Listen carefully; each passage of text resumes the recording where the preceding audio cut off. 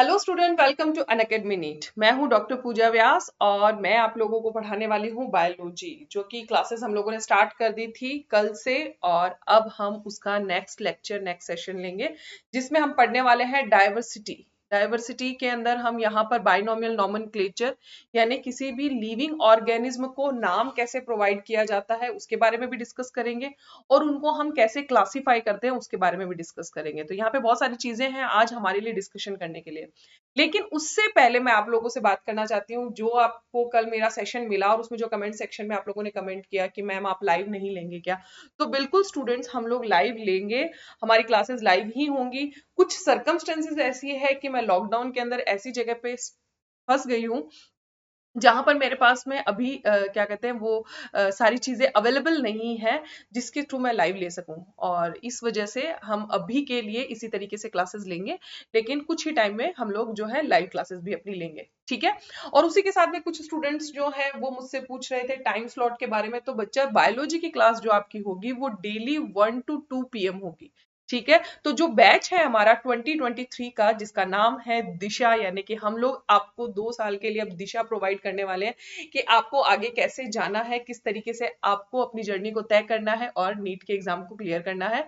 तो इस दिशा बैच के जितने भी स्टूडेंट हैं उन लोगों के लिए 12 टू अपना जो टाइम पीरियड है जो है उसको आप फ्री रखिए। 12 टू आपको कब तक रखना है, 3 PM तक फ्री रखना है, क्योंकि आप जानते हैं सबसे पहले आपकी केमिस्ट्री की क्लास होती है, फिर आपकी 1 to 2 PM आपकी बायोलॉजी की क्लास होती है, एंड 2 to 3 आपकी फिजिक्स की क्लास होती है, राइट। तो ये स्लॉट जो है वो हमारे 2023 के बैच का है। और बिल्कुल जो टॉपिक हम पढ़ा रहे हैं वो टॉपिक सबके लिए इंपॉर्टेंट है। 21 के स्टूडेंट, 22 के स्टूडेंट भी हमारी क्लासेस को ज्वाइन कर सकते हैं, देख सकते हैं, इसका बेनिफिट उठा सकते हैं। और बिल्कुल अगर आपको हमारा सेशन पसंद आता है तो आपको क्या करना है, लाइक करना है और कमेंट करना है, क्योंकि आपके कमेंट्स बहुत इंपॉर्टेंट है। जैसे मैंने रीड किया तो मुझे पता चला कि मेरे स्टूडेंट्स के को क्या क्या क्वेरीज हैं, तो वैसे ही आपकी क्वेरीज मुझे पता चलती है। हर एक एजुकेटर जो है वो यहाँ पर अपने कमेंट सेक्शन को देख के अपने स्टूडेंट के साथ में इंटरेक्ट करता है, राइट। और मैं चाहती हूँ कि मेरा हर एक स्टूडेंट जो है उसको ये कंफर्टेबल फील हो कि मैम मुझसे बात कर रही है, ताकि हमें मजा आए।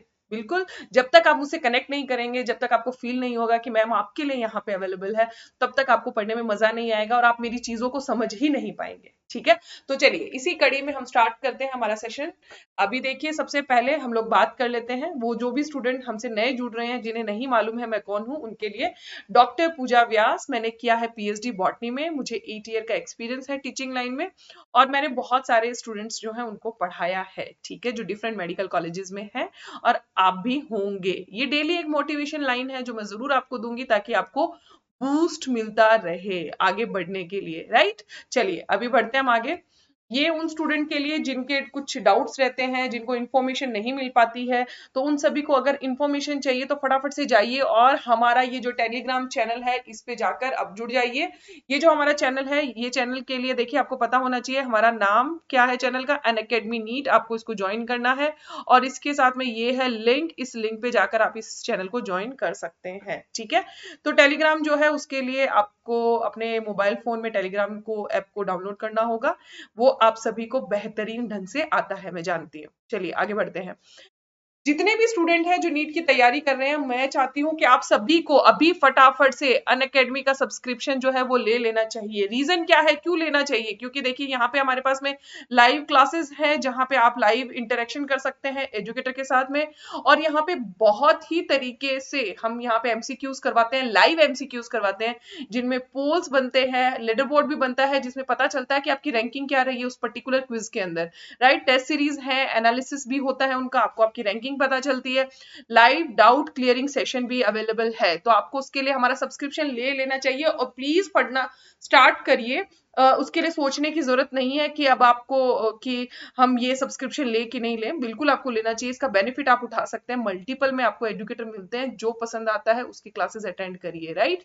चलिए, तो आपको क्या करना है, उसके लिए सबसे पहले आपको जाना है और हमारी जो ये अनअकैडमी की जो हमारी लर्निंग ऐप है इसको डाउनलोड करना है। इसको जब आप डाउनलोड कर लेंगे फिर इसको आप इंस्टॉल कीजिए अपने मोबाइल के अंदर। जब आप उसको इंस्टॉल कर लेंगे देन आपको क्या करना है, वहां पे एक सेक्शन बना है नीट यूजी का, आपको उस सेक्शन को सिलेक्ट करना है और प्लस कोर्सेज को वहां पे जाके फिर आपको सिलेक्ट करना होगा, क्योंकि आप प्लस कोर्स को ले रहे हैं और यहाँ पर आपके पास में सब्सक्रिप्शन के लिए कई ऑप्शन है, आप 6 मंथ, 12 मंथ, 18 मंथ, 24 मंथ का पैक ले सकते हैं। और आपको चाहिए एक्स्ट्रा डिस्काउंट, तो आपको क्या करना होगा, आपको कोड अप्लाई करना होगा, और वो कोड क्या है, वो कोड लेके आई हूं मैं। आपको कुछ नहीं करना है, आपको सिर्फ मेरा सरनेम VYAS व्यास, आपको देखिए ये कोड अप्लाई करना है, 10% डिस्काउंट मिलेगा, और बस प्रोसीड टू पे कर देना है, सब्सक्रिप्शन आपको मिल जाएगा।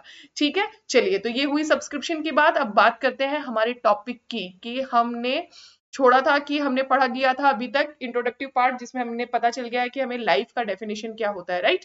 लाइफ का मीनिंग होता है जिसके अंदर हम बोलते हैं कि ये मॉलिक्यूल का कॉम्प्लेक्स ऑर्गेनाइजेशन है, जिसमें कई केमिकल रिएक्शंस होती है, जिसका रिजल्ट होता है कि हम growth, development, reproduction, responsiveness, adaptation, ये सभी एक्टिविटीज को शो करते हैं। ठीक है, अब आगे बढ़ते हैं, हमारा टॉपिक आता है बायोडाइवर्सिटी।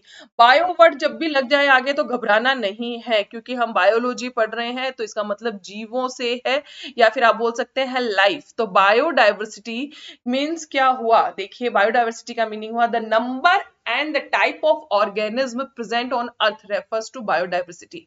जितने भी टाइप के ऑर्गेनिज्म है, जितनी क्वांटिटी में प्रेजेंट है अर्थ के ऊपर, उन सभी को हम बायोडाइवर्सिटी बोलते हैं। मल्टीपल में है, आप जानते हैं। अगर आप क्या करेंगे, अगर आप घर से बाहर निकलते हैं, आप स्ट्रीट पे भी देखते हैं, तो आपको कई तरह के आपको प्लांट स्पीशीज देखने को मिलेगी।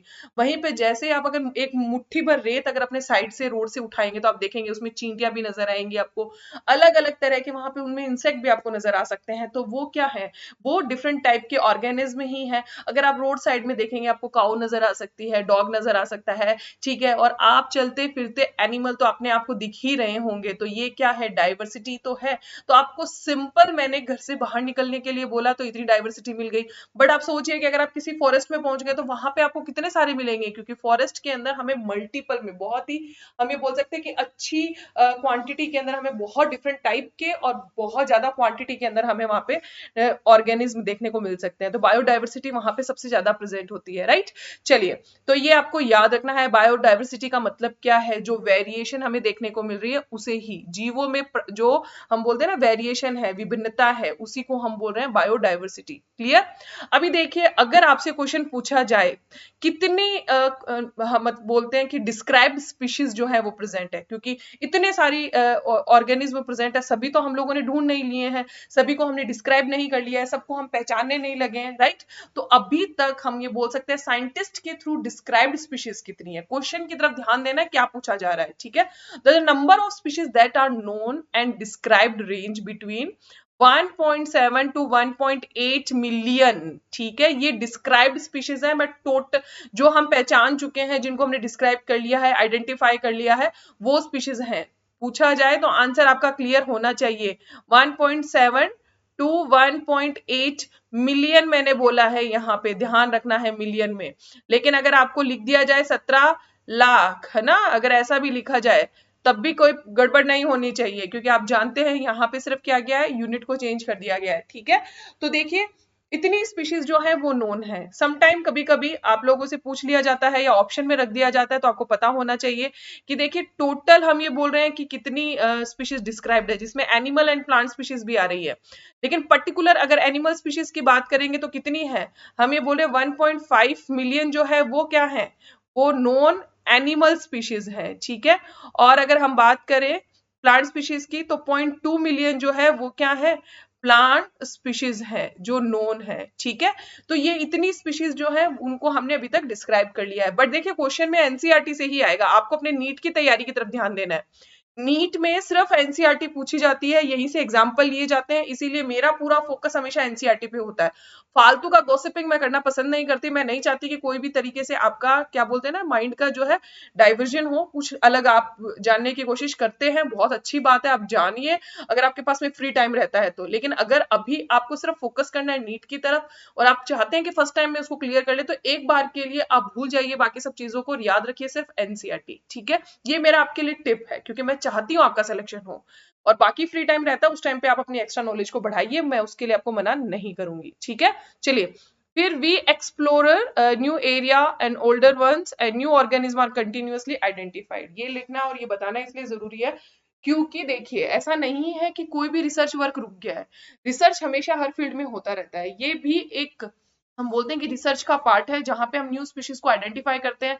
ये एक साइंस की नई ब्रांच आती है जिस ब्रांच के अंदर हम यहाँ पे न्यू स्पीशीज को डिस्कवर करते हैं, करेक्टराइज करते हैं, उनको पहचानते हैं, उनके करेक्टर लिखते हैं और उनका क्लासिफिकेशन करते हैं। तो ये टेक्सोनोमी यहाँ पे एक ब्रांच आती है जिसके अंदर इस तरह का काम टेक्सोनोमिस्ट करते रहते हैं, ठीक है। तो हर साल क्या है, नई स्पीशीज जो है वो क्या होती जा रही है, आइडेंटिफाई होती जा रही है। तो ये जो आंकड़ा हमें दिया गया है ये हमारी एनसीईआरटी हमें दे रही है, इसीलिए हमें इसको याद करना है। बट ऐसा नहीं है कि ये आंकड़ा अब बढ़ेगा, नहीं, बिल्कुल ये बढ़ेगा ये आंकड़ा, क्योंकि हर साल 15,000 न्यू स्पीशीज डिस्कवर हो रही हैं। तो आप सोचिए वो सब इसी के अंदर तो क्या होंगी, एड ऑन होगी, ठीक है। तो अभी के लिए आपको याद ये रखना है, ठीक है। बट यस, ये कंटिन्यूअसली ये इंक्रीज हो रहा है डाटा, क्योंकि नई स्पीशीज हम डिस्कवर करते जा रहे हैं। आप और मैं नहीं, लेकिन हमारे जो रिसर्च वर्कर हैं वो ये काम कर रहे हैं बेहतरीन ढंग से। और आप भी पढ़ के हमारा क्या है, हम बोलते हैं कि उस फील्ड में अगर आप जाना चाहते हैं तो आप बिल्कुल जरूर जाइए, ठीक है। चलिए आगे बढ़ते हैं। अभी यहाँ पे बात आ जाती है, देखिए सबसे पहली चीज मैंने आपको बोला बायोडाइवर्सिटी है। हमने यहाँ पे बहुत सारे ऑर्गेनिज्म देख लिए, लेकिन उन सभी जितने भी ऑर्गेनिज्म हैं उन सबको क्या करना जरूरी है, उनको डिफरेंट ग्रुप में क्लासिफाई करना जरूरी है, ठीक है। अब क्लासिफिकेशन जो है वो क्या है, यहाँ पे देखिए एक नया वर्ड आ गया, क्लासिफिकेशन। ये वर्ड जो है बहुत इंपॉर्टेंट है, इसी पे बेस्ड है हमारी जो है टेक्सोनोमी, ठीक है। तो देखिए क्या कह रहे हैं हम, it is nearly impossible to study all the living organism, so to study about biodiversity we need classification system. देखिए क्यों, क्योंकि इतने सारे, सोचो मिलियंस ऑफ ऑर्गेनिज्म है, ठीक है। अगर अब मैं प्लांट की बात करूं तो प्लांट के अंदर हम ये बोलते हैं कि अगर यहाँ पर अगर हम देखें इसके अंदर जो स्पीशीज हैं तो हम बोल रहे हैं मिलियंस ऑफ प्लांट स्पीशीज हैं।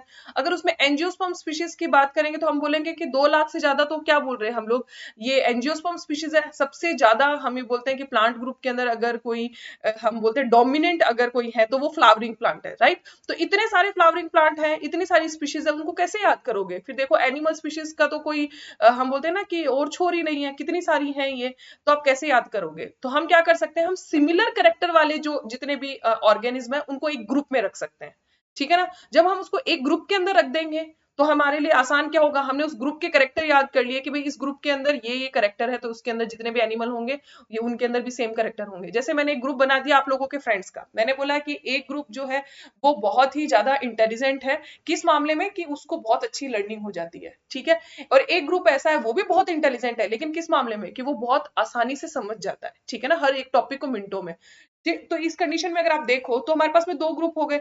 मैंने एक का नाम रखा ए और दूसरे का रखा बी। अब जैसे ए ग्रुप है उसका करेक्टर क्या है कि उसकी लर्निंग बहुत अच्छी है, तो उसके अंदर जितने भी आप स्टूडेंट्स हो उन सभी की लर्निंग क्या होगी, अच्छी होगी, आसानी से याद हो गया ना मुझे।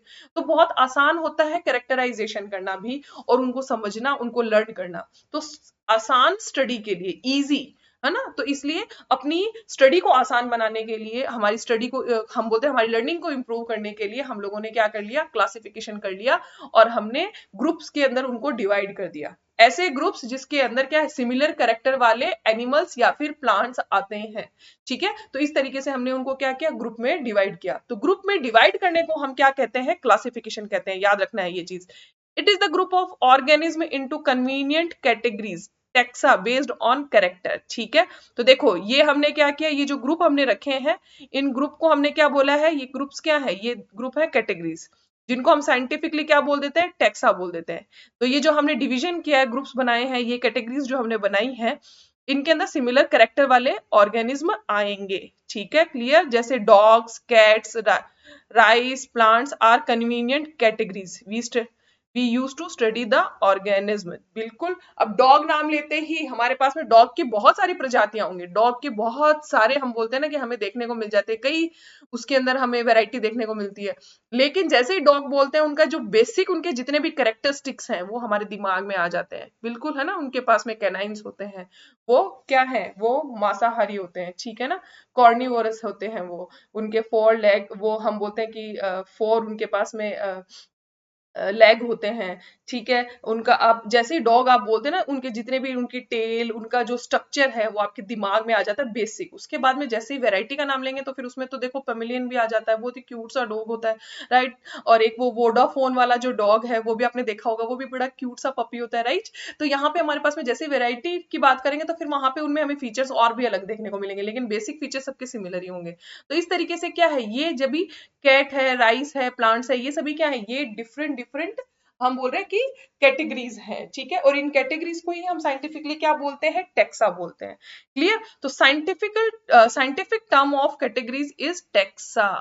भैया ये याद रख लेना है टेक्सा क्या होता है। और ये देखो वर्ड टेक्सोनोमी जो हम बोल रहे हैं, जिसमें हम क्लासिफिकेशन करते हैं, तो उसमें भी वो वर्ड आ रहा है, राइट। तो वहां पे आप याद रख सकते हैं। तो टेक्सा क्या है, इन कैटेगरीज को साइंटिफिकली बोला जाता है।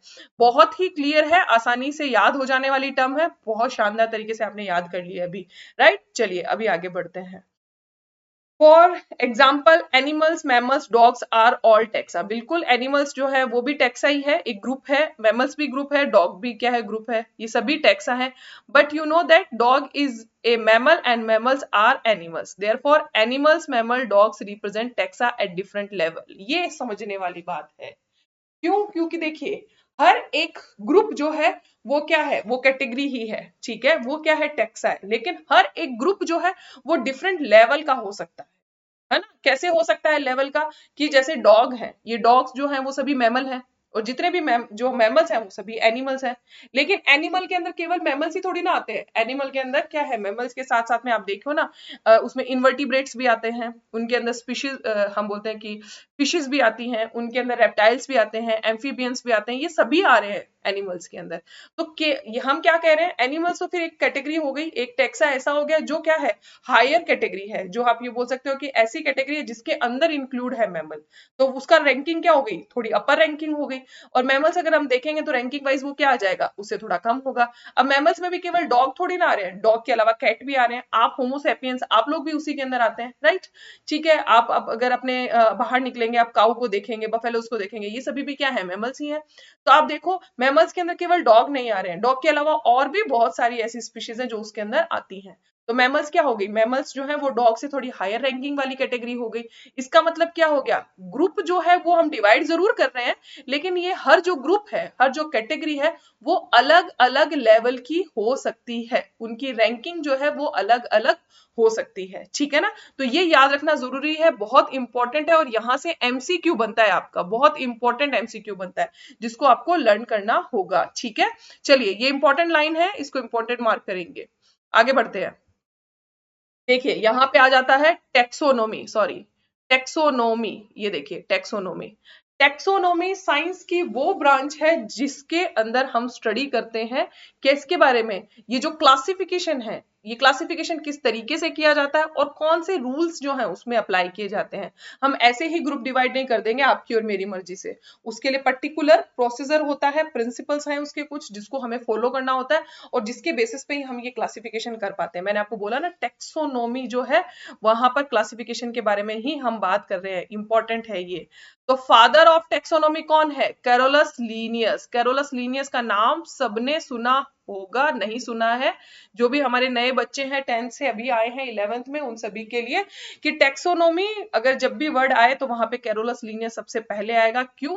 क्योंकि टेक्सोनोमी इस ब्रांच के अंदर सबसे इंपॉर्टेंट वर्क आप बोल सकते हो, माइलस्टोन जो रखा है वो कार्लस लीनियस ने ही रखा है, ठीक है। तो कार्लस लीनियस जो है उसको फादर ऑफ टेक्सोनोमी बोलते हैं, और इस तरह के फादर जो हैं अलग अलग साइंस की ब्रांचेस के अंदर आपको कई बार सुनने को मिलेगा, ठीक है। लेकिन हम इंपॉर्टेंट वंस जो है उनको जरूर डिस्कस करेंगे, क्योंकि हमें वही लर्न करने हैं।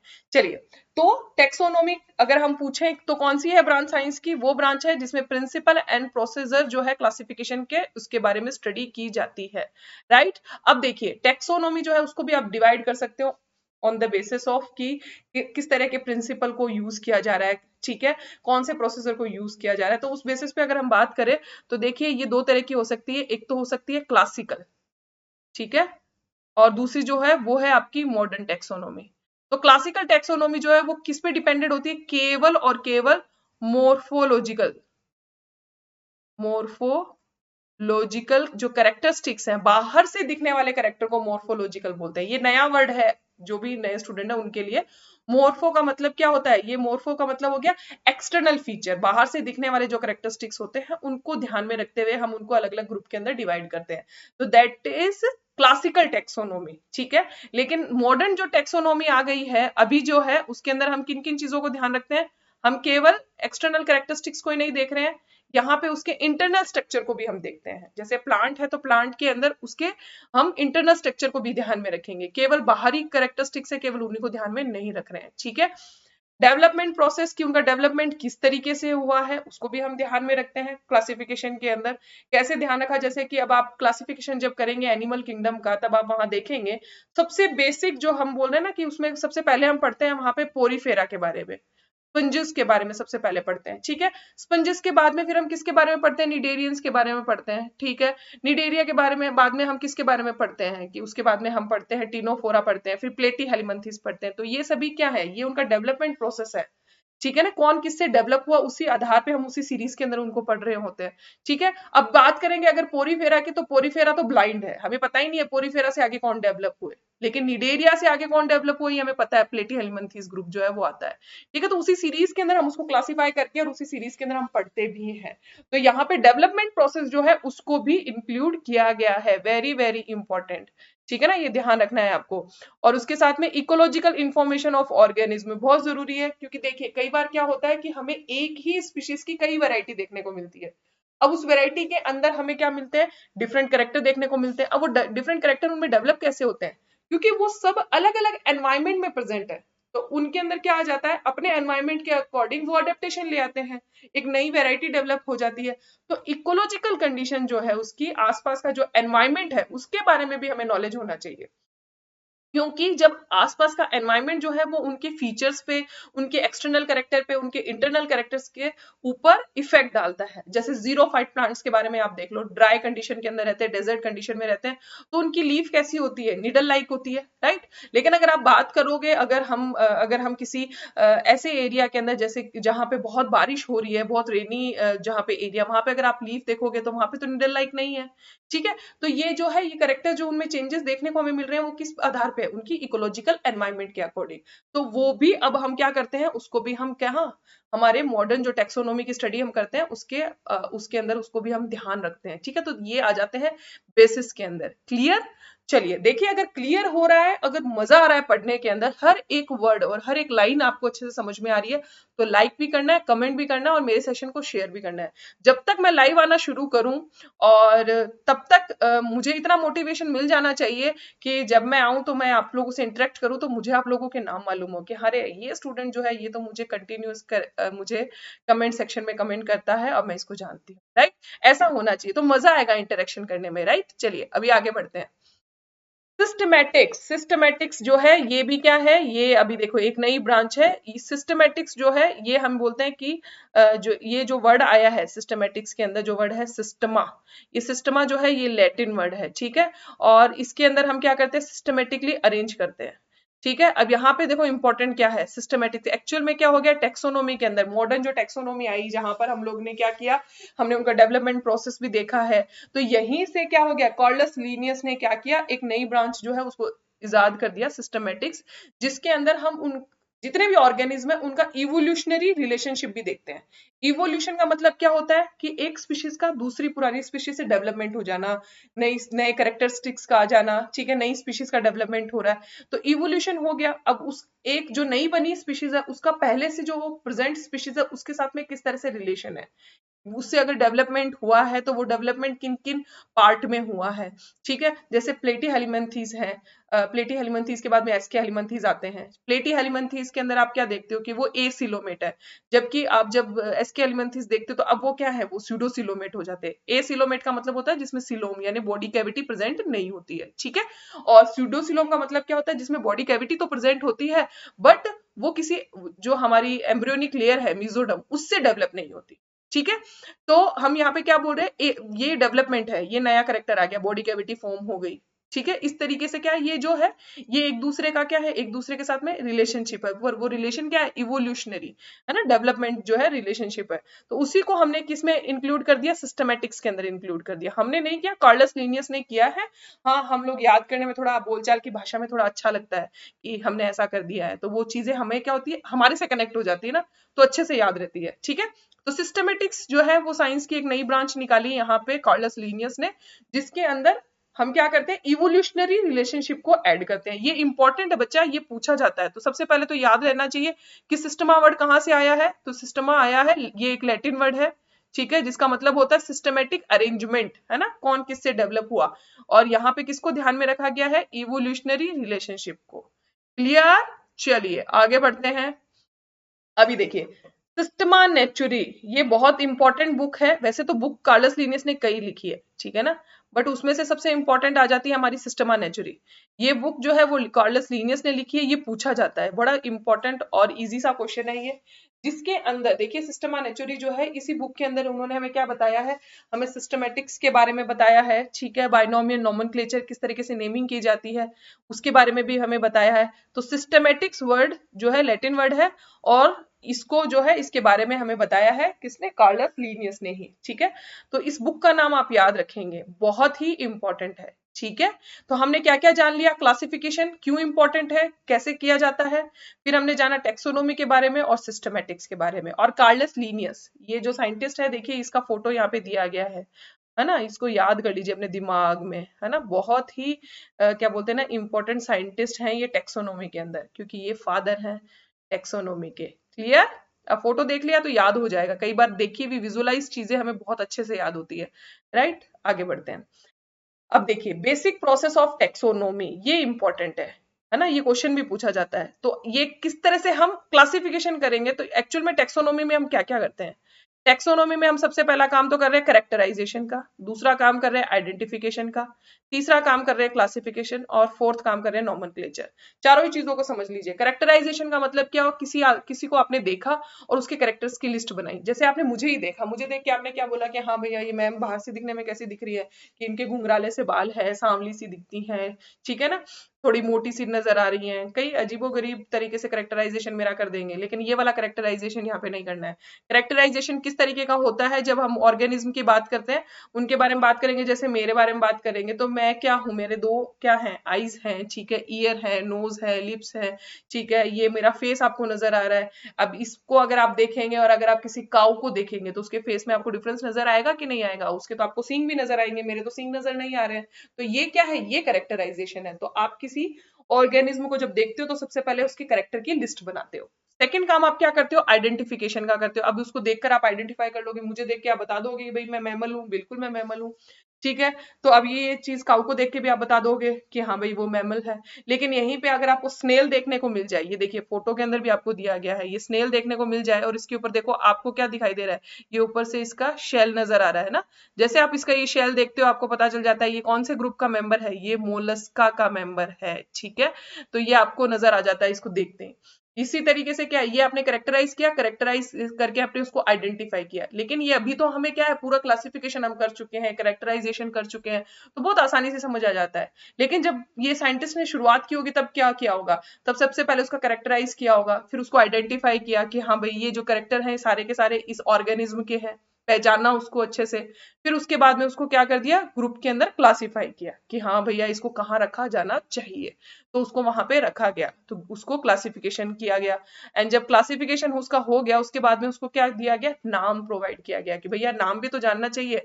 ऐसा थोड़ी ना कि मैंने ग्रुप बना दिया, मैंने ए और बी ग्रुप बना दिया, ए ग्रुप में सारे के सारे लर्निंग वाले इंटेलिजेंट स्टूडेंट है, बट उसके अंदर जो जितने भी स्टूडेंट आ रहे हैं उस स्टूडेंट की नेमिंग भी तो होनी जरूरी है ना। फिर वो नेमिंग चाहे मैं मेरे हिसाब से कुछ भी करूं, कि मैं एक को मैं बोल दूं कि हाँ भैया तू 30 मार्क हाँ है, अपनी तरफ के से नाम कई बार रख देते हैं ना, अरे तू क्या वो कहते हैं ना, तुम कौन सी तोप हो, तो किसी का नाम तोप रख दिया। वो अपने अकॉर्डिंग मुझे ज्यादा इंटेलिजेंट नजर आ रहे होते हैं तो मैं उनके अपने अकॉर्डिंग नाम रख सकती हूँ, पर वो तो मेरे अकॉर्डिंग हो गया, ठीक है। लेकिन यहाँ जो नेमिंग की जाएगी वो नेमिंग किस तरीके से होती है, वो पर्टिकुलर रूल एंड रेगुलेशन के साथ में होती है, आप अपनी तरीके से उसकी नेमिंग नहीं कर सकते, ठीक है। तो टेक्सोनोमी के अंदर कोई भी काम होगा वो किसी न किसी प्रिंसिपल के थ्रू होगा, ठीक है, और पूरा प्रोसेस फॉलो करना होता है। तो ये 4 स्टेप है जिनको आपको याद होना चाहिए और इसी सीक्वेंस के अंदर क्वेश्चन पूछते हैं, सीक्वेंस क्या रहती है, पहले कैरेक्टराइजेशन, देन आइडेंटिफिकेशन, फिर हम क्लासिफिकेशन करते हैं, देन हम नोमेनक्लेचर करते हैं टेक्सोनॉमी के अंदर। क्लियर हुआ? चलिए आगे बढ़ते हैं। तो करेक्टराइजेशन का मतलब क्या हो गया? किसी भी ऑर्गेनिज्म के एक्सटर्नल व इंटरनल फीचर्स को देखकर understanding of characters of organism such as external internal structure, structure of cell, development process, ecological information. हम उसके करेक्टर्स को अंडरस्टैंड करते हैं उनकी इंटरनल एक्सटर्नल स्ट्रक्चर को देखते हुए। अभी आप बार बार मेरे हाथ में लेके जा रही हूँ तो आपको समझ में आ रहा होगा कि मुझे कितना पसीना आ रहा है, लेकिन मैंने अपनी हिम्मत नहीं हारी है और अपने सर्कमस्टेंसेस जो भी मेरे पास में फैसिलिटी यहाँ पे अवेलेबल नहीं होते हुए भी मैं आप लोगों के लिए ये लेक्चर लेके आई हूँ। ठीक है, रीजन सिर्फ इतना ही है कि मैं नहीं चाहती कि किसी भी तरह का लैग आपकी पढ़ाई में हो। तो आपको भी क्या करना है, किसी भी तरह का डिले नहीं करना है और कमेंट करना है, राइट, और लाइक भी करना है सेशन को। चलिए, आइडेंटिफिकेशन। आइडेंटिफिकेशन जैसे कैरेक्टराइजेशन करेंगे आप उसको आइडेंटिफाई करेंगे, पहचानेंगे, तो कहते हैं ना पहचान, कौन पहचानेगा, कैसे, कौन कि कौन है ये, करेक्टराइजेशन करके फिर हम उसको पहचान लेंगे, तो हो जाएगा उसका आइडेंटिफिकेशन। नीम को देखकर पहचान सकते हो ना कि नीम क्या है, उसके करेक्टर्स पता है आपको। पीपल की लीफ और नीम की लीफ में डिफरेंस है, तो पीपल पहचान जाते हो, नीम भी पहचान जाते हो, राइट। तो ये हुआ करेक्टराइजेशन करके फिर उसको आइडेंटिफाई करना। आगे बढ़ते हैं, क्लासिफिकेशन क्या है? It is the grouping of organism into convenient category taxa based on some easily observable characteristic। उनके characters को देखकर उनको ग्रुप के अंदर डिवाइड करना, that is classification। फिर आ जाता है nomenclature। ये है very very important. nomenclature important इसलिए क्योंकि यहाँ से क्वेश्चन जरूर आते हैं। वैसे तो पिछले साल आपके नीट के एग्जाम के अंदर जो एग्जाम गया है उसके अंदर फर्स्ट चैप्टर से कोई भी क्वेश्चन नहीं आया लिविंग वर्ड से, ठीक है, लेकिन ऐसा नहीं है कि हर बार ऐसा होगा। इससे पहले हमेशा एक सिंगल क्वेश्चन तो पूछा जाता है, तो वो एक सिंगल क्वेश्चन जो हमसे पूछा जा रहा है उसके लिए कभी कभी दो भी पूछ लिए जाते हैं, बट हम एक सिंगल क्वेश्चन को लेके चलते हैं क्योंकि लास्ट ईयर कुछ भी नहीं आया है। तो उस एक क्वेश्चन के लिए है ना, उन मार्क्स के लिए हमें क्या करना होगा, पूरा चैप्टर पढ़ना होगा। अरे मेहनत तो करनी, मेहनत करने से थोड़ी ना डरते हैं, हमारे पास तो बहुत टाइम, हम आसानी से कर लेंगे, राइट। अब नॉमेनक्लेचर, नॉमेनक्लेचर क्यों जरूरी है? नॉमेनक्लेचर इसलिए जरूरी है क्योंकि as we know there are millions of plants and animals and they have local names. बहुत सारे लोकल नेम है। कैसे?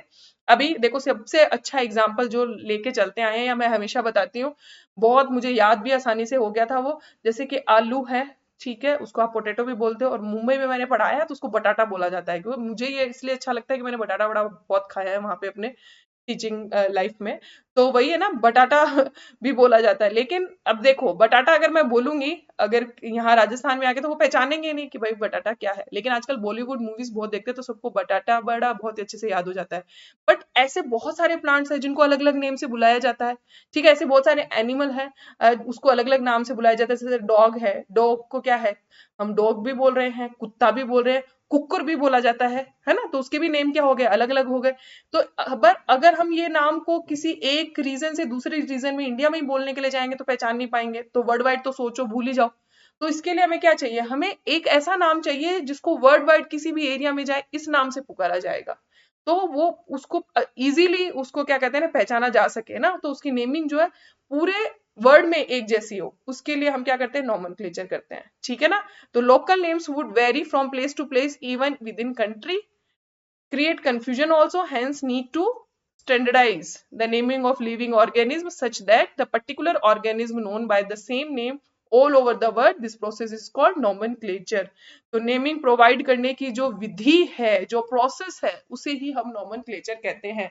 जैसा कि नामकरण आपके घर में किया जाता है, छोटा सा बेबी आता है, कोई उसको कुच्चू बोलता है, कोई उसको डॉल बोलता है, अगर लड़की हुई है तो कोई आएगा तो उसको चीकू बोलेगा, कोई उसको लड्डू बोलेगा, ठीक है। बट एक नेम हम उसको ऑफिशियल नेम प्रोवाइड करते हैं। जब उसको हम बोलते हैं ना स्कूल वाला नाम, तो वो स्कूल वाला नाम हम उसको देते हैं। जैसे मेरा नाम है पूजा व्यास, तो मुझे मेरे घर के नाम के अलावा अगर हम देखें तो मुझे घर के बाहर निकलूंगी तो कोई जानेगा नहीं उस नाम से, ठीक है, लेकिन पूजा व्यास के नाम से मुझे सब जानते हैं, तो that is my official name.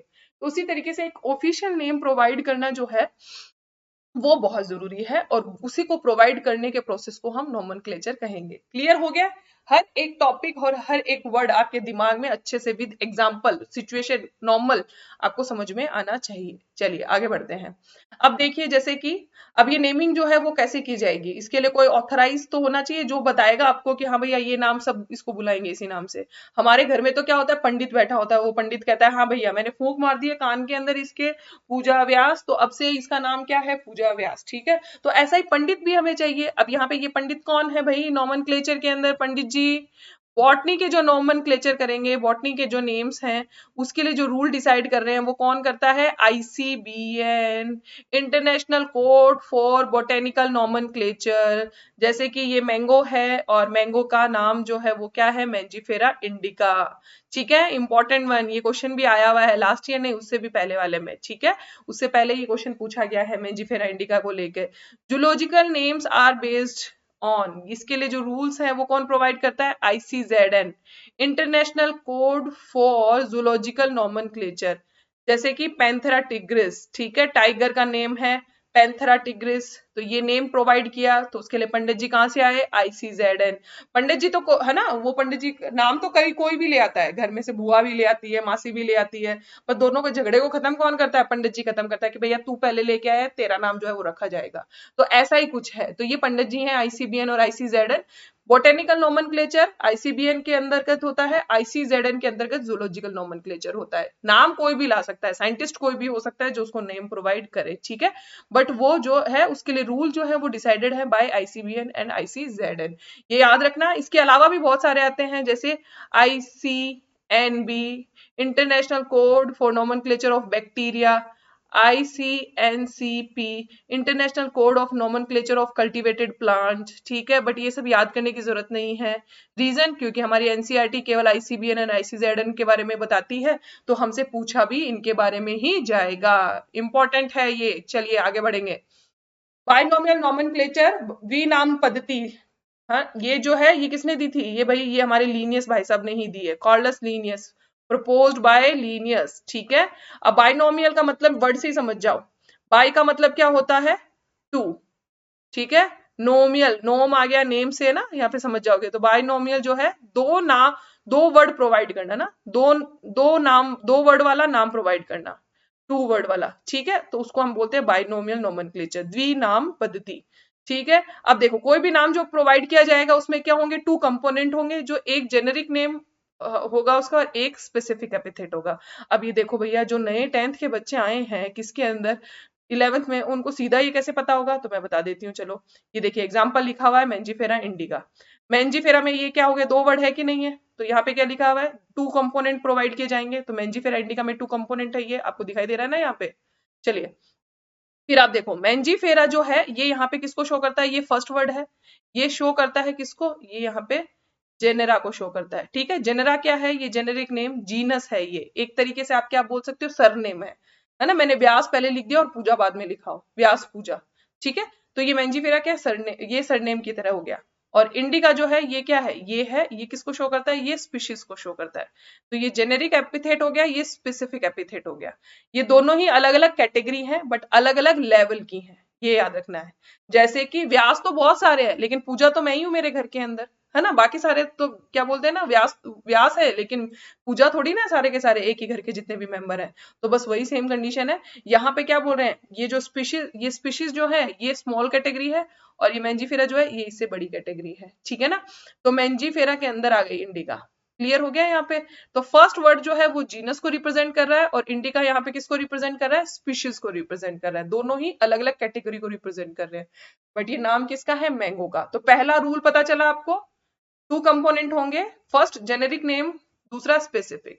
ठीक है, चलिए आगे। अब इसके रूल क्या क्या है बाइनोमियल नोमेनक्लेचर के। सबसे पहला, साइंटिफिक नेम जो भी होंगे वो लैटिन लैंग्वेज के अंदर होंगे। लैटिन लैंग्वेज में क्यों होते हैं, क्योंकि देखिए ये एक डेड लैंग्वेज है, डेड लैंग्वेज जिसको कहीं पे भी यूज में नहीं लिया जाता। ठीक है, तो कोई टेंशन ही नहीं है कि सेम वर्ड जो है कहीं और दिया गया होगा। तो एक तो ये डेड लैंग्वेज है लैटिन, इस वजह से हम लैटिन लैंग्वेज को यूज करते हैं वर्ड प्रोवाइड करने के लिए। दूसरा, जब भी नाम लिखा जाएगा वो इटैलिक्स के अंदर होगा। ठीक है ना, अब इटैलिक्स के अंदर कैसे, अब इटैलिक्स में तो कैसे लिखोगे, तो यहाँ पे देखो ये मैंने यहाँ पे प्रिंट किया हुआ है, तो मैंजीफेरा इंडिका इटैलिक्स में तिरछा आ गया है ना, क्योंकि ये प्रिंट में है। लेकिन अगर मैं लिखती तो इसको ऐसे नहीं लिख पाती, तब मुझे क्या करना पड़ता, तब मुझे सॉरी, तब मुझे क्या करना पड़ेगा, तो भाई यहाँ पे मैंजी फेरा मैंने लिख दिया, लेकिन मैं इसको तिरछा नहीं लिख सकती ना, तो मैं इसको अंडरलाइन कर दूंगी।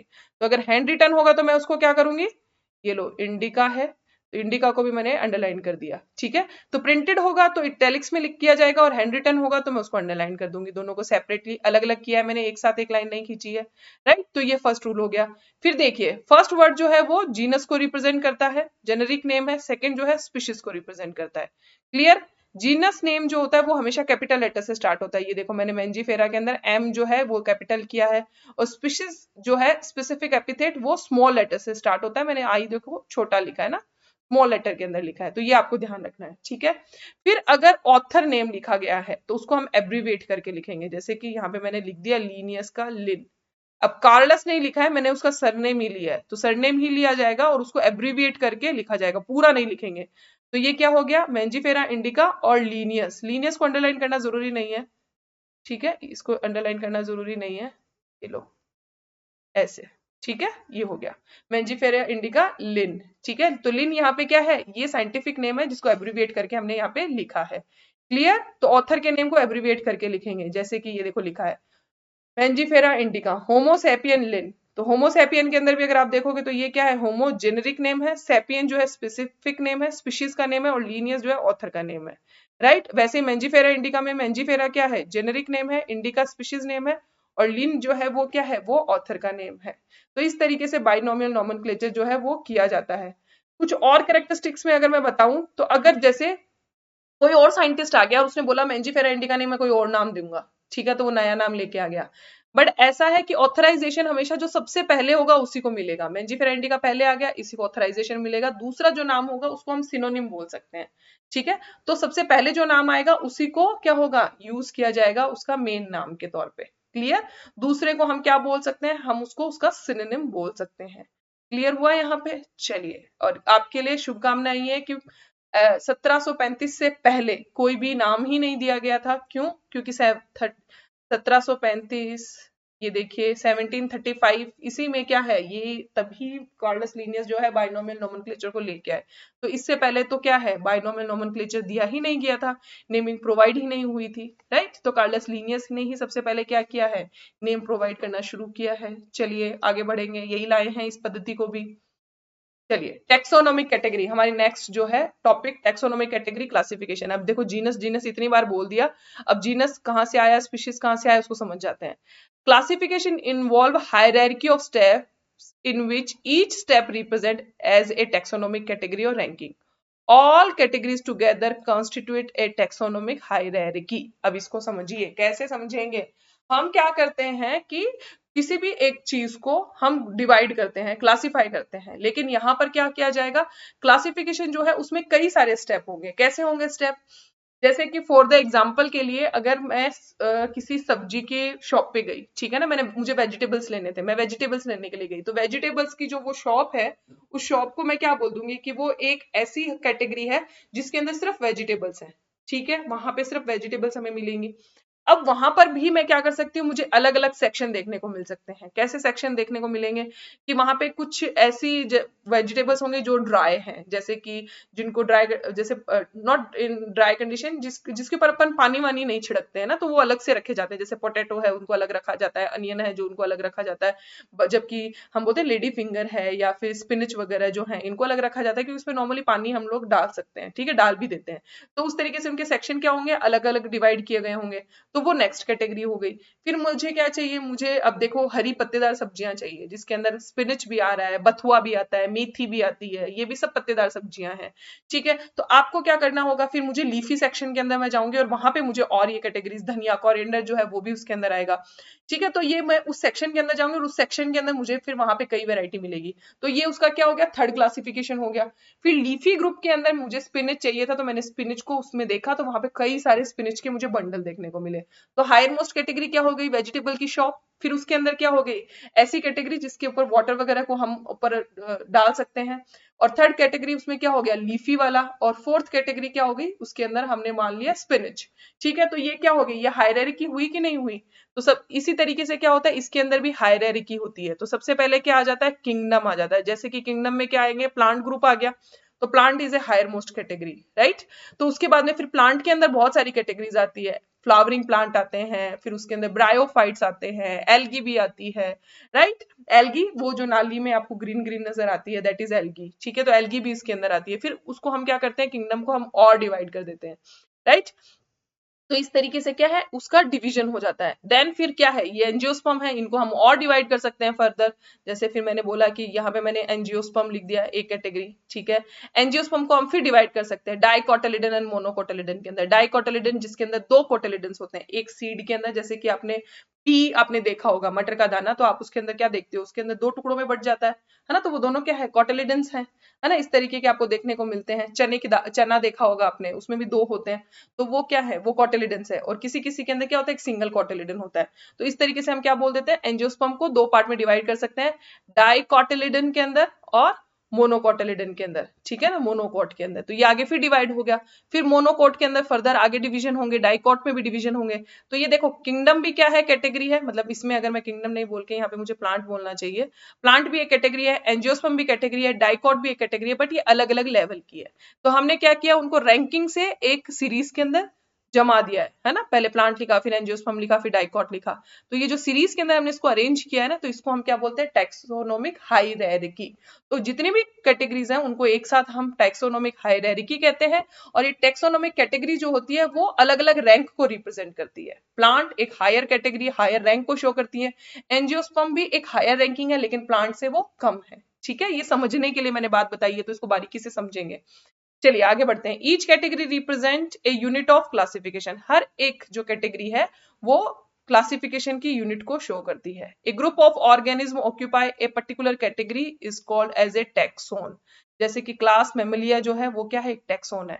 ठीक है, तो ये कई सारे टैक्सोन हो सकते हैं। डाइकोट भी टैक्सोन है, मोनोकोट भी है, एंजियोस्पर्म भी है।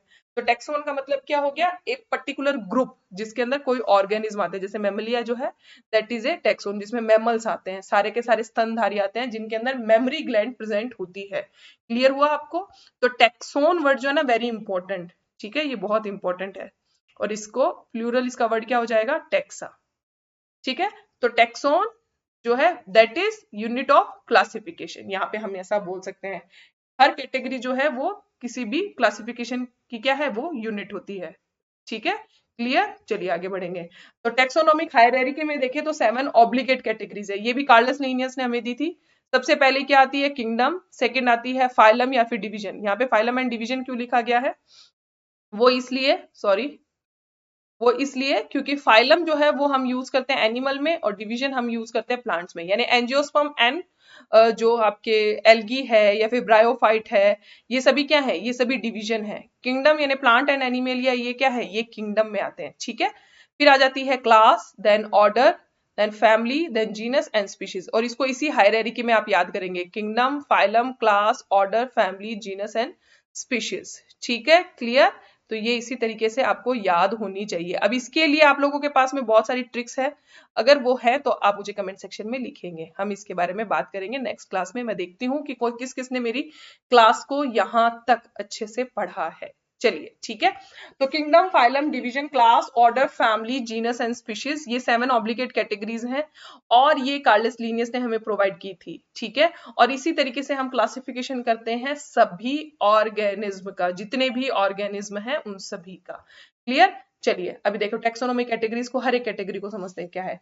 कैटेगरी जो है वो किसको डिनोट करती है, रैंकिंग को डिनोट करती है। ठीक है, ईच रैंक और taxon in fact represent a unit of classification. ठीक है, ये मैंने आपसे पहले भी किया है, मैंने बातचीत। स्मॉलेस्ट यूनिट कौन सी होती है क्लासिफिकेशन की, दैट इज स्पीशीज। सबसे छोटी जो है वो स्पीशीज होती है, देखो सबसे नीचे लिखी है। तो species is the smallest category, ये सबसे क्या है, छोटी, स्मॉलेस्ट। ठीक है, और किंगडम जो है ये क्या है, ये हायर मोस्ट कैटेगरी है। हायर कैटेगरी जितनी होती है उसके अंदर आप याद रखेंगे, जितनी कैटेगरी हाई होगी उसमें नंबर ऑफ ऑर्गेनिज्म ऑर्गेनिज्म जो इसमें इंक्लूड होंगे वो भी क्या होंगे, हाई होंगे। जबकि जितनी छोटी कैटेगरी होगी, नंबर ऑफ ऑर्गेनिज्म जो है वो इसमें क्या होंगे, उतने ही कम होंगे। बट सिमिलर कैरेक्टर की बात करेंगे तो यहाँ पे सिमिलैरिटी जो है, अगर मैं सिमिलर कैरेक्टर की बात करूं तो वो उतने ही कम होंगे। जबकि यहाँ पर जितनी स्मॉलेस्ट कैटेगरी होगी उसके अंदर सिमिलर जो कैरेक्टर हैं आपके, सिमिलर कैरेक्टर वो उतने ही क्या होंगे, ज्यादा होंगे। ये चीज आपको ध्यान में रहनी चाहिए। क्लियर? चलिए आगे बढ़ेंगे। सबसे पहले स्पीशीज। स्पीशीज जो है इसके अंदर ऐसे ऑर्गेनिज्म आते हैं, it is a group of closely related organism capable of interbreeding to produce fertile offspring. It is the lowest category. यानी इसमें ऐसे ऑर्गेनिज्म आते हैं जो आपस में इंटरब्रीड कर सके और रिप्रोडक्शन कर सके। जैसे होमो सैपियंस, सैपियंस स्पीशीज को शो कर रहा है, तो जितने भी सैपियंस है वो आपस में रिप्रोडक्शन कर सकते हैं, बिल्कुल कर सकते हैं ना, मेल फीमेल के साथ में रिप्रोड्यूस कर सकता है और उससे क्या है, फर्टाइल जो होती है ऑफस्प्रिंग को डेवलप करता है। ये लोवेस्ट कैटेगरी होती है। जैसे कि अब यहाँ पे देखो, आपको मैंने पिक्चर प्रोवाइड किया है, तो मैंगो मैंने प्रोवाइड किया, तो मैंजीफेरा इंडिका, इंडिका स्पीशीज को शो कर रही है और इंडिका के अंदर क्या है, ये आपस में क्या कर रहे हैं, यहाँ पे रिप्रोडक्शन हो रहा है, जिसकी वजह से तो ये फ्रूट डेवलप हो पा रहे हैं। अब ये देखो, ये क्या है आपके पास में, यहाँ पे आपको नजर आ रहा है लियो, है ना।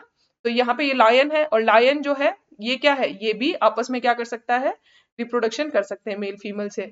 ठीक है, तो देखिए मैंजीफेरा इंडिका में इंडिका किसको शो कर रहा है, स्पीशीज को। पैंथेरा लियो, ये पैंथेरा, इसमें ये क्या है, ये लियो है ना, जो किसको शो कर रहा है, स्पीशीज को। और ये क्या है, पोटैटो है, सोलेनम ट्यूबेरोसम। तो ये क्या है, ट्यूबेरोसम। ठीक है, सॉरी,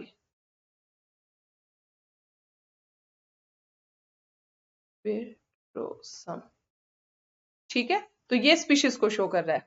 तो यहाँ पे इंडिका लियो ट्यूबेरम किसको शो करते हैं, स्पीशीज एपिथेट को। लेकिन देखिए यहाँ पे याद रखिए कि हमेशा फर्टाइल ऑफस्प्रिंग डेवलप हुई जरूरी नहीं है। तो यहाँ पे याद रखने वाली चीज है कि ऐसा हम ये डिफाइन करते हैं कि वो ये क्लोजली हम ये बोलते हैं कि ये जितने भी स्पीशीज के अंदर जितने भी मेंबर आते हैं वो आपस में इंटरब्रीड कर सकते हैं, बट वो किसी और स्पीशीज के साथ में इंटरब्रीड नहीं कर सकते।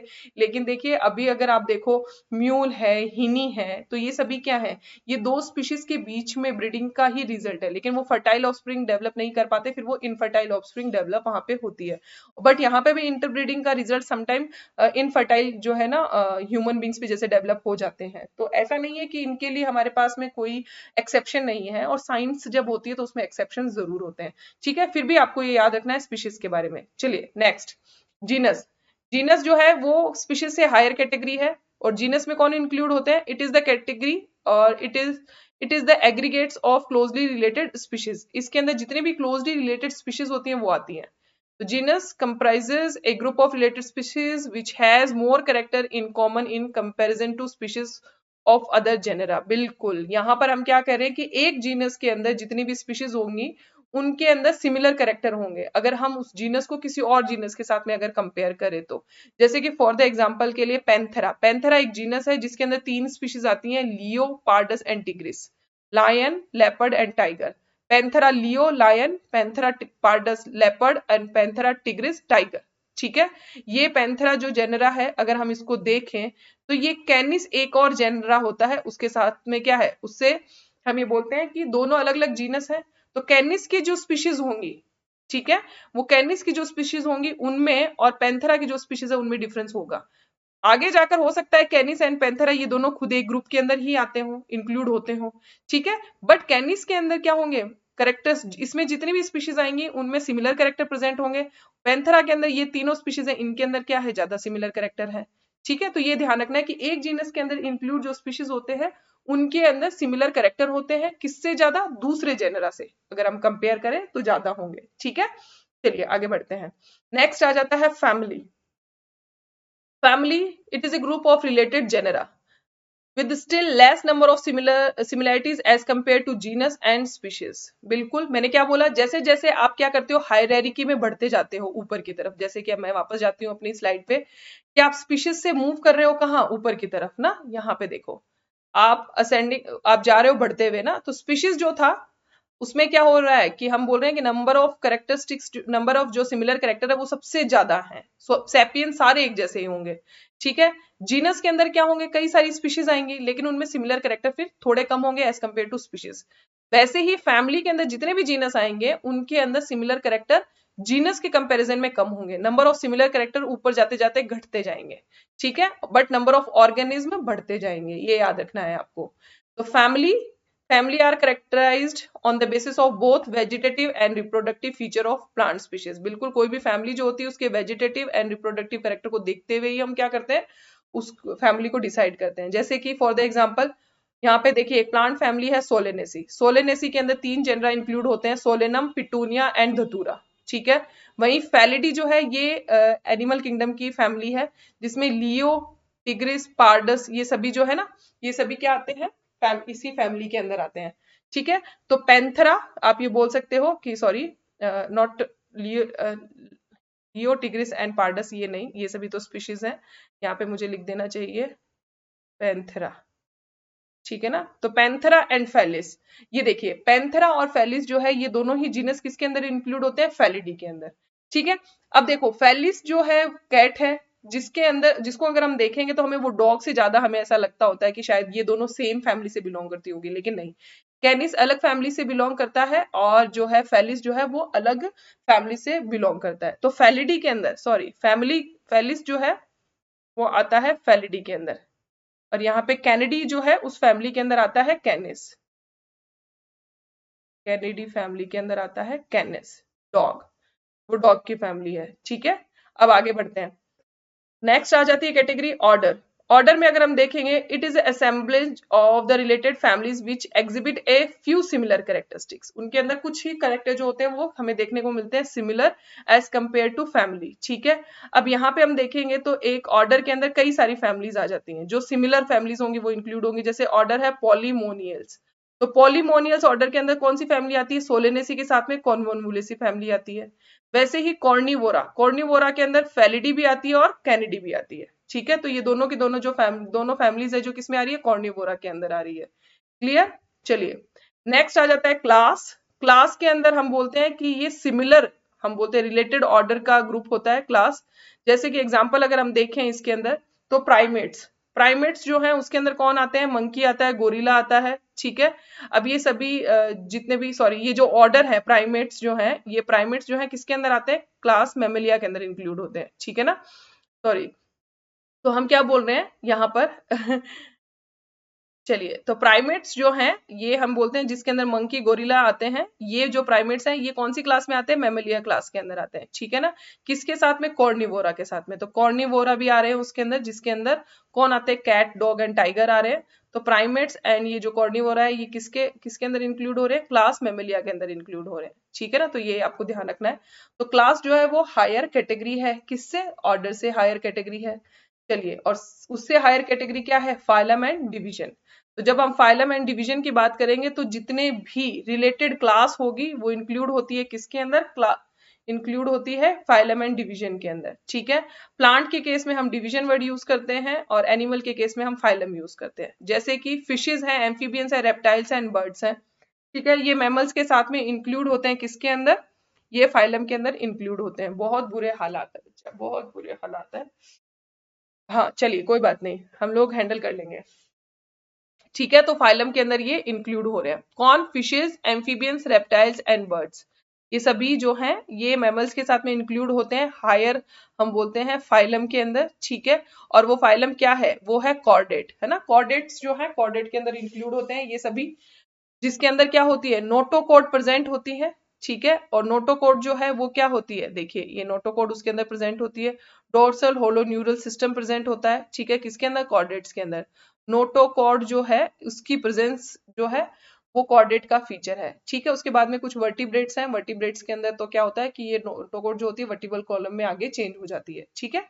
तो ये सभी किसके अंदर आ जाते हैं, ये सभी कॉर्डेट्स के अंदर आ जाते हैं। तो यहाँ पे हमने क्या बोला कि ये हायर मोस्ट कैटेगरी आ गई। तो ये सभी जो हम बोल रहे हैं कि जितने भी ये क्लासेस हैं ये सभी क्लास इंक्लूड होती है किसमें, एक कॉमन फाइलम के अंदर। तो फाइलम जो है वो क्लास से हायर कैटेगरी है, और सबसे हायर कैटेगरी जो है वो क्या आती है, किंगडम आता है। किंगडम जो है वो रिलेटेड जितने भी हम बोलते हैं हायर मोस्ट कैटेगरी है जिसके अंदर रिलेटेड फाइलम और डिवीजन आते हैं, ठीक है। हायर मोस्ट कैटेगरी है, यहाँ पे मैं बोल सकती हूँ कि दो मैं बात कर सकती हूँ किंगडम की, एक तो किंगडम हो गया प्लांटी और दूसरा हो गया कौन सा, एनिमेलिया, ठीक है। प्लांटी जो है उसके अंदर इंक्लूड हो जाते हैं सभी, एल्गी भी आ जाता है उसके अंदर, ब्रायोफाइट भी आ जाता है, ठीक है, ब्रायोफाइट। फिर हम बोल रहे हैं कि उसमें टेरिडोफाइट भी आ जाते हैं, ठीक है। फिर उसके अंदर हम बोल रहे हैं जिम्नोस्पर्म भी आ जाते हैं, और उसमें हम बोल रहे हैं एंजियोस्पर्म भी आ जाते हैं। चलिए पूरा लिख देते हैं स्पर्म, ठीक है। तो ये सभी जो है, ये सभी जितने भी डिवीजन हैं वो सभी इंक्लूड होते हैं कॉमन किंगडम में, दैट इज प्लांटी। और ऐसे ही एनिमेलिया की बात करें तो इसमें कौन आ जाते हैं, इसमें नॉन कॉर्डेटा आ जाते हैं, ठीक है, और कॉर्डेट्स आ जाते हैं, कॉर्डेटा आ जाते हैं, ठीक है। नॉन कॉर्डेट्स को वैसे मुझे अलग करके सभी फाइलम का नाम लिखना चाहिए, जिसमें आ जाते हैं पोरीफेरा, ठीक है, पोरीफेरा आ जाता है, निडेरियंस आ जाते हैं, टीनोफोर आ जाता है, platyhelminthes, aschelminthes, then arthropods, mollusca, echinodermata, hemichordata and chordate. ये सभी 11 फाइलम है जो इंक्लूड होते हैं किसके अंदर, एनिमेलिया के अंदर, ठीक है। तो इस तरीके से एनिमेलिया हायर मोस्ट कैटेगरी है। तो इस तरीके से क्या बोलते हैं हम, higher the category higher the difficulty in classification. बिल्कुल डिफिकल्टी तो क्लासिफिकेशन में आई जाती है, क्योंकि उनके अंदर हमें लेस कॉमन कैरेक्टरिस्टिक्स देखने को मिलते हैं, तो बहुत ही डिफिकल्ट हो जाता है क्लासिफिकेशन, ठीक है। चलिए, तो ये हो गया किंगडम। तो कैटेगरीज जो है वो 7 ऑब्लिगेट आपको समझ में आ गई होगी कि 7 ऑब्लिगेट कैटेगरीज क्या क्या है। लास्ट जो टेक्सोनोमिक हम बोलते हैं कि आपके एनसीईआरटी के अंदर भी दिया गया है क्लासिफिकेशन के लिए, ये एक टेबल दी गई है जिसको आपको अच्छे से लर्न करना है, क्योंकि क्लासिफिकेशन जो पूछा जाएगा वो यहाँ से पूछा जाएगा, जिसके अंदर इंपॉर्टेंट आ जाता है होमोसेपियन। होमोसेपियन में होमो जीनस को रिप्रेजेंट करता है, सेपियन स्पीशीज को रिप्रेजेंट करता है। इसकी फैमिली क्या है, होमिनिडी। ऑर्डर कौन सा है, प्राइमेटा। क्लास है मेमिलिया, और इसका जो फाइलम है दैट इज कॉर्डेटा। वैसे हाउस फ्लाई के बारे में बात करें तो मस्का डोमेस्टिका, मस्का जीनस को रिप्रेजेंट करता है, डोमेस्टिका स्पीशीज को। मस्किडी जो है वो इसकी क्या है, फैमिली है, और डिप्टेरा जो है ऑर्डर है, इंसेक्टा इसकी क्लास है, एंड ऑर्थोपोडा जो है वो इसका फाइलम है, ठीक है। मेंजीफेरा में अगर देखें तो मेंजीफेरा इंडिका में मेंजीफेरा जीनस को रिप्रेजेंट करता है एना कार्डिएसी। यहाँ पे याद रखिए एसी आता है ना जब प्लांट्स के अंदर, पहचानना आसान हो जाता है जब एसी आता है, तो ये जो है ये सफिक्स लगता है किसके अंदर, फैमिली के लिए, ठीक है। एल्स लगता है ऑर्डर के लिए।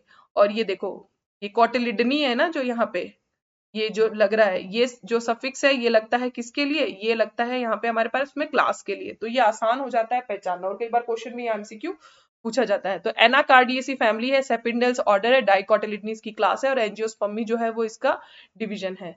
वीट के केस में देखें तो ट्रिटिकम एस्टिवम, ट्रिटिकम जीनस को शो कर रहा है, पोएसी फैमिली है, पोएल्स ऑर्डर है, मोनोकोटिलिडनी इसकी क्लास है, एंड एंजियोस्पर्मी जो है वो इसका डिवीजन है। तो ये 4 हमारे पास में ऑर्गेनिज्म है, man, housefly, mango and wheat, इनको हमें लर्न करना है, ठीक है। यहाँ से क्वेश्चन पूछा जाता है कि कौन किसकी फैमिली है, कौन सा ऑर्डर है, कौन सी क्लास है, या फिर सीरीज में सीक्वेंस लिख दी जाती है तो वो सीक्वेंस आपको पहचाननी होती है, ठीक है। तो यहाँ से बहुत अच्छा क्वेश्चन बनता है और आपको ये टेबल अच्छे से लर्न करनी है।